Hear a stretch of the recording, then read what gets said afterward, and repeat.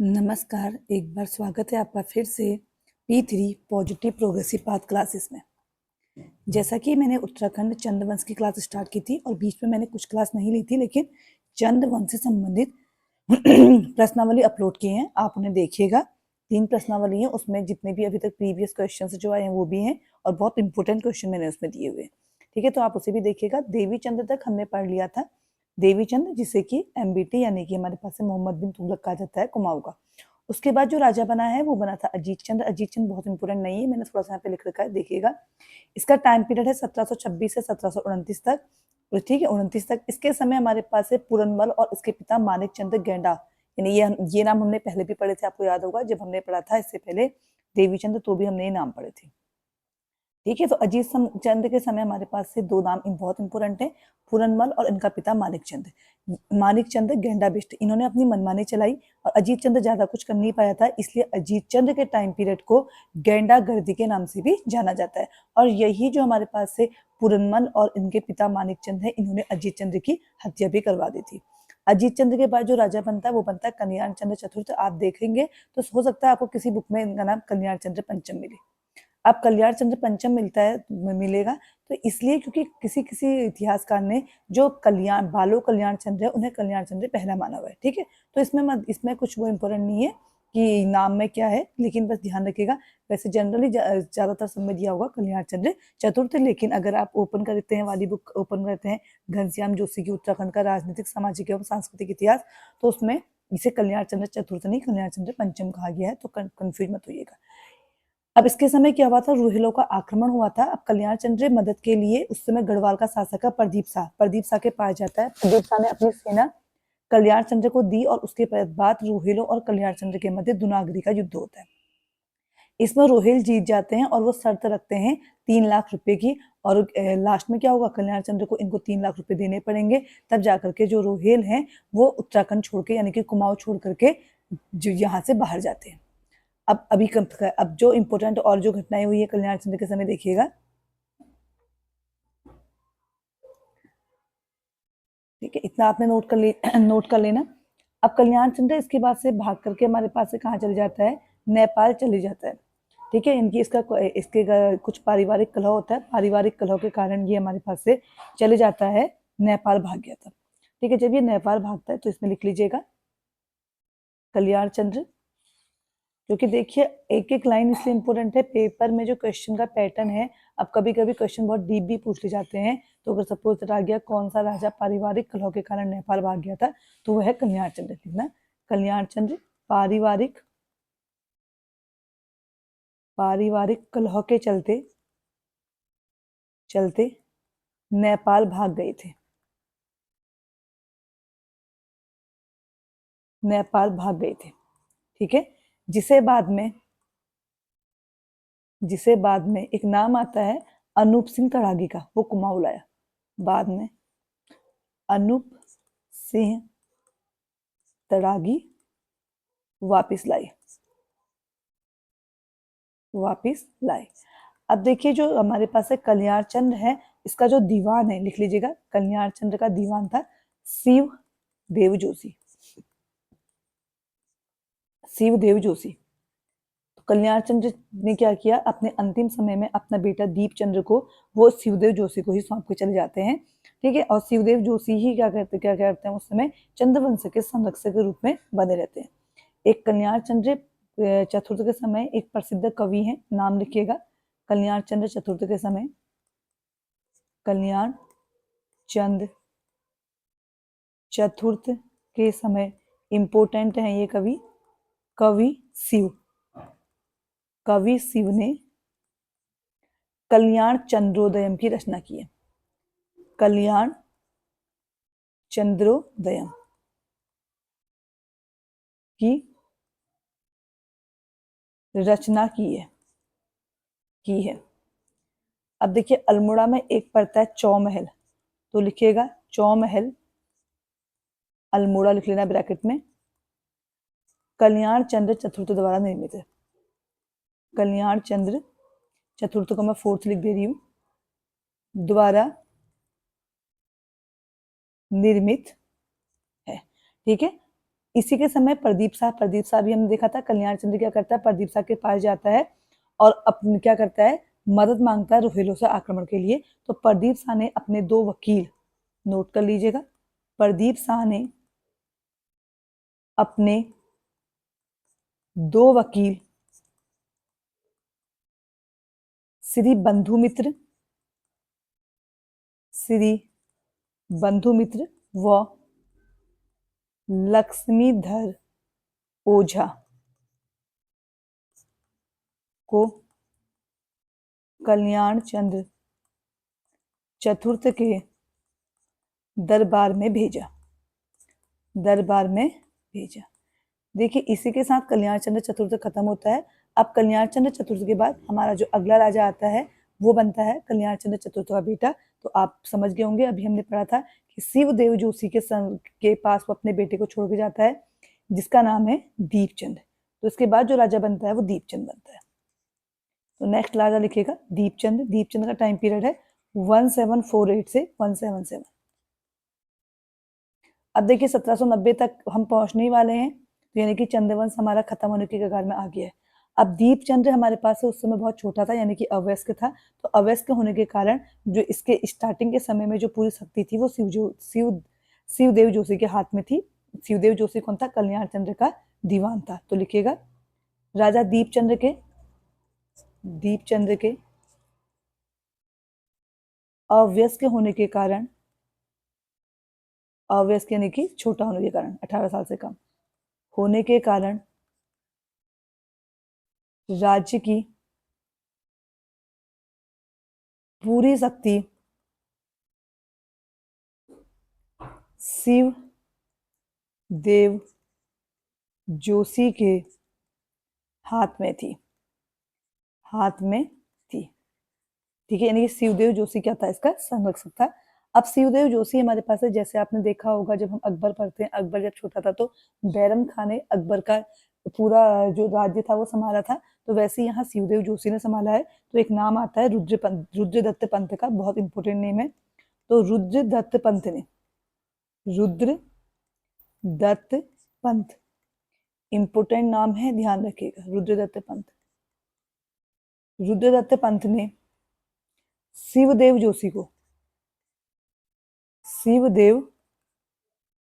जोशी को कुमाऊं का बैरम खां कहा है। अब यहाँ पर 2 क्वेश्चन आपके पास बन जाते हैं। कुमाऊं का बैरम खां के नाम से कौन जाना जाता है, शिवदेव जोशी। और किसने कहा, रुद्रदत्त पंत ने कहा। कुमाऊं का बैरम खां कहा, ठीक है। अब शिवदेव जोशी की इसके बाद से मृत्यु हो जाती है काशीपुर में, नोट कर लीजिएगा, शिवदेव जोशी की मृत्यु होती है काशीपुर में। अब इसके बाद शिवदेव जोशी की मृत्यु के बाद दीपचंद्र हर्षदेव जोशी को दीवान बनाना चाहता है, ठीक है। और जो दीपचंद्र की रानी है, यानी कि जो उसकी वाइफ है, वो हमारे पास से उसका एक प्रेमी था परमानंद बिष्ट, उसको क्या बनाना चाहती है, राजा बनाना चाहती है। तो जो आप लिख लीजिएगा, शिवदेव जोशी की मृत्यु के बाद, मैं आपको बोल रही हूँ यहाँ पे लिखिएगा, शिवदेव जोशी की मृत्यु के बाद दीपचंद हर्षदेव जोशी को, दीपचंद बनाना चाहता है, हर्षदेव जोशी को दीवान बनाना चाहते थे। लेकिन दीपचंद्र की वाइफ श्रृंगार मंजरी ये बनाना चाहती थी। इसका एक प्रेमी था परमानंद बिष्ट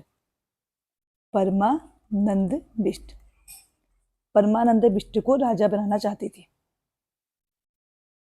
ठीक है। मतलब परमानंद वैसे बताया ये गया कि परमानंद बिष्ट को भी नहीं बनाना चाहती थी। परमानंद बिष्ट का एक रिश्तेदार था, वो था हमारे पास से मोहन सिंह रौतेला, बनाना इसे चाहती थी, मोहन सिंह रौतेला को, ठीक है। तो अभी जो मोहन सिंह रौतेला होता है, यह करता है हमारे पास से हर्षदेव जोशी और राजा दीपचंद्र को कैद कर लेता है। हर्षदेव जोशी को भी कैद कर लेता है और राजा दीपचंद्र को भी कैद कर लेता है, और बाद में दीपचंद्र की हत्या कर देता है। अब देखिए दीपचंद्र इंपोर्टेंट क्यों है, थोड़ा सा ध्यान रखिएगा। दीपचंद्र का टाइम पीरियड देखिए 1748 से 1777 है, और आपको यह पता होगा 1748 से 1777 में इसके बीच में भारत के इतिहास पर 3 बड़े युद्ध लड़े गए। एक है 1757 का, एक है 1761 का, एक है 1764 का। तो ध्यान रखिएगा, इसमें नोट कर लीजिएगा। दीपचंद्र के शासनकाल में, यानी कि जब कुमाऊं में दीपचंद्र का शासनकाल था, में भारत के इतिहास में 3 बड़े युद्ध लड़े गए हैं। 1757 में आता है प्लासी का युद्ध, फिर आता है हमारे पास है 1761 में पानीपत का तृतीय युद्ध, और यहां हमारे पास आता है 1764 में बक्सर का युद्ध। ठीक है। अब देखिए दीपचंद्र को, क्योंकि इसके शासनकाल में इसने तो कुछ अपना काम किया नहीं है, कभी इसकी रानी ने किया है, कभी हमारे पास इसका संरक्षक जो था हर्षदेव जोशी उसने किया था। तो दीपचंद्र के शासन को गूंगा शासक भी कहा जाता है। लिखिएगा, दीपचंद्र को गूंगा शासक कहा है। अब कहा किसने है? हैमिल्टन ने। तो अच्छे से पॉइंट नोट कीजिएगा।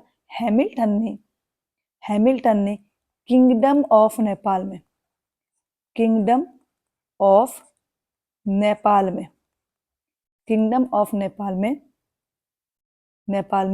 दीपचंद्र को गूंगा शासक कहा है। अब आप देखिए दीपचंद्र गूंगा शासक है, और इसके यानी कि धीरे धीरे, यानी कि काम ही ज्यादा कुछ कर नहीं रहा है, तो धीरे धीरे हमारे पास क्या हुआ, चंद्रवंश बहुत ज्यादा कमजोर पड़ने लगा है। ठीक है। तो इसके बाद जो राजा बनता है वो बनता है मोहनचंद्र। अब चंद्रवंश खत्म होने वाला है, इस वीडियो में मैं चंद्रवंश पूरा खत्म ही कर देती हूँ, ध्यान से देखिएगा। इसके बाद जो राजा बनता है वो बनता है मोहनचंद्र। अब मोहनचंद्र के समय क्या होता है, धीरे धीरे जो चंद्र सेना है या चंद्र राज्य है वो कमजोर पड़ गया था। तो गढ़वाल में हमारे पास था ललित शाह।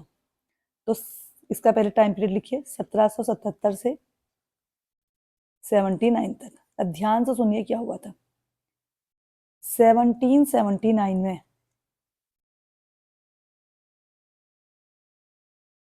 1779 में हुआ था बगवाली पोखर का युद्ध। बगवाली पोखर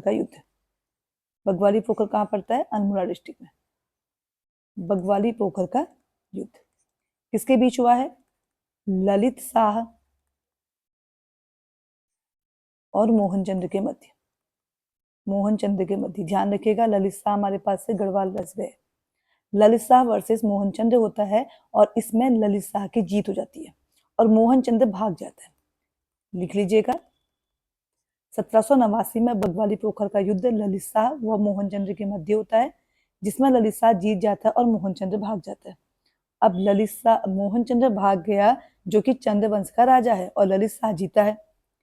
तो यह करता है, ललित शाह अपने बेटे प्रद्युम्न शाह को चंद्रवंश का राजा बनाता है। तो मोहनचंद्र हमारे पास से 1777 से 1789 तक राजा बना, और जब ये भाग के जाता है तो अपने को बहुत ज्यादा पावरफुल बनाता है और दोबारा राजा बनने आता है। लेकिन इसी बीच पहले राजा कौन बनता है? प्रद्युम्न चंद। तो इसका जो टाइम पीरियड है वो है 1789 से 86 तक, 1786 तक। पहले इसका एक इंपॉर्टेंट पॉइंट लिखिए, पहला पंवार शासक, पहला भी और अंतिम भी है यही, पंवार शासक जिसने कुमाऊं और गढ़वाल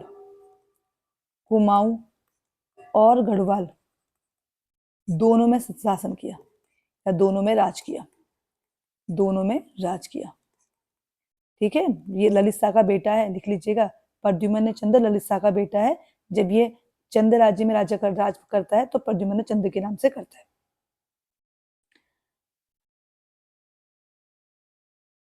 अब यानी कि 1789 में हमारे पास क्या हो गया, क्योंकि चंद्र किसके आगे अंदर आ गए हैं, आप शाह के अगेन आ गए, यानी कि पंवार के अगेन आ गए। तो लिख लीजिएगा 1789 ईस्वी के पश्चात कुमाऊं गढ़वाल का अधीनस्थ राज्य बन गया। इन सब में हमारे पास से जो प्रद्युम्न चंद्र है उसकी जो सहायता करता है वो करता है हर्षदेव जोशी। अब बात आती है 1786 की। जो मोहनचंद्र भागा था वो पावरफुल हो जाता है और दोबारा से हमारे पास से आता है लड़ने। ठीक है। तो इनका एक महत्वपूर्ण युद्ध होता है 1786 में, 1786 में लिखना 1786 का नैथणागढ़ी का युद्ध, नैथणागढ़ी का युद्ध, गढ़ी का युद्ध, 1786 का नैथणागढ़ी का युद्ध। ये होता किसके बीच में हमारे पास से? मोहनचंद, मोहनचंद और यहाँ से कौन है हमारे पास है? प्रद्युम्न चंद। देखिए इसका नाम प्रद्युम्न शाह है, लेकिन जब ये चंद राज्य में बैठता है तो अपना नाम प्रद्युम्न चंद कर देता है। और यहाँ हमारे पास से मोहनचंद जीत जाता है, और मोहनचंद जीत जाता है और जीतने के बाद ये अपना खोया हुआ राजपाट दोबारा से प्रद्युम्न शाह से ले लेता है और दोबारा से कहाँ बैठ जाता है? गद्दी पर, कुमाऊं में। फिर से आ जाएगा हमारे पास से प्रद्युम्न के बाद मोहनचंद, मोहनचंद, मोहनचंद। मोहनचंद का अब जो टाइम पीरियड है वो आता है 1786 से 88 तक का, 2 ही साल के लिए राजा बनता है। ठीक है, नैथणागढ़ी के युद्ध के बाद ये जीत जाता है और बन जाता है राजा। अब यहाँ पर इंपोर्टेंट पॉइंट लिखिएगा, मोहनचंद, मोहनचंद चंद वंश का एकमात्र ऐसा राजा है, चंद वंश का एकमात्र ऐसा राजा है जो 2 बार राजा बना, राजा बना। देख लीजिए इसके 2 टाइम पीरियड हैं, अच्छे से नोट कर लीजिएगा। पहला आता है ये हमारे पास से 1777 से 79 तक का, और दूसरी बात आता है 86 से लेके 88 तक का। ठीक है, अब हमारे पास से मोहनचंद राजा तो बन गया, लेकिन अभी भी इसके समय भी हमारे पास क्या है? हर्षदेव जोशी है जो बहुत सारी चालें चलता है। तो हर्षदेव जोशी ने क्या किया? मोहन सिंह और उसके बेटे बिशन सिंह की हत्या कर दी।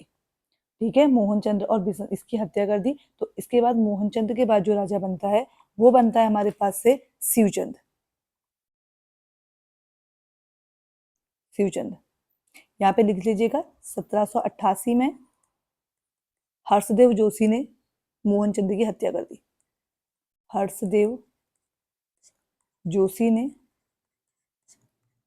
मोहनचंद की हत्या कर दी, मोहनचंद की हत्या कर दी। अब हत्या कर दी, बेचारा मर गया। मरने के बाद कुछ टाइम पीरियड के लिए जो राजा बनता है वो बनता है शिवचंद, कुछ ही महीनों के लिए। तो उसका टाइम पीरियड हमारे पास से एग्जैक्ट ऐसा कुछ भी नहीं है, तो 1788 कुछ ही महीनों के लिए बनता है, कुछ समय के लिए। ठीक है, इसको राजा कौन बनाता है हमारे पास है? हर्षदेव जोशी। तो लिखिएगा हर्षदेव जोशी ने, हर्षदेव जोशी ने शिवचंद को, शिवचंद को राजा बनाया। ठीक है, अब लेकिन जब शिवचंद को राजा बना देगा तो जो पहले से हमारे पास से यहाँ जो हमारे पास से लोग थे, यानी कि जो चंद्रवंश के और लोग थे, उन्होंने क्या किया? इसका विरोध किया शिवचंद का। ठीक है, और मोहनचंद का जो भाई था, जो पहले मोहनचंद बना था, उसके भाई, लिखिएगा मोहनचंद का भाई, मोहनचंद के भाई, इनके भाई का नाम है लाल सिंह। लाल सिंह ने शिवचंद पर आक्रमण किया, शिवचंद पर आक्रमण किया, शिवचंद पर आक्रमण किया। आक्रमण करा क्यों? क्योंकि मोहनचंद के बाद राजा किसको बना था? उसके बेटे को। लेकिन हर्षदेव जोशी ने क्या कर दिया? शिवचंद को बना कर दिया। ठीक है, तो इसके बाद जो हमारे पास अंतिम राजा आता है वो आता है महेंद्र चंद। नोट कीजिएगा, महेंद्र चंद। देखिए महेंद्र चंद हमारे पास से चंद वंश का अंतिम राजा है, लिख लीजिएगा चंद वंश का अंतिम शासक, चंद वंश का अंतिम शासक। इसका जो टाइम पीरियड है वो है 1788 से 19 तक का। अब इसके समय क्या होता है हमारे पास? चंद्रवंश के बाद कौन आ जाते हैं हमारे पास से? गोरखा आ जाते हैं। तो लिखना महेंद्र चंद्र के समय गोरखा नरेश रण बहादुर, गोरखा नरेश रण बहादुर की सेना ने कुमाऊं पर आक्रमण किया, कुमाऊं पर आक्रमण किया।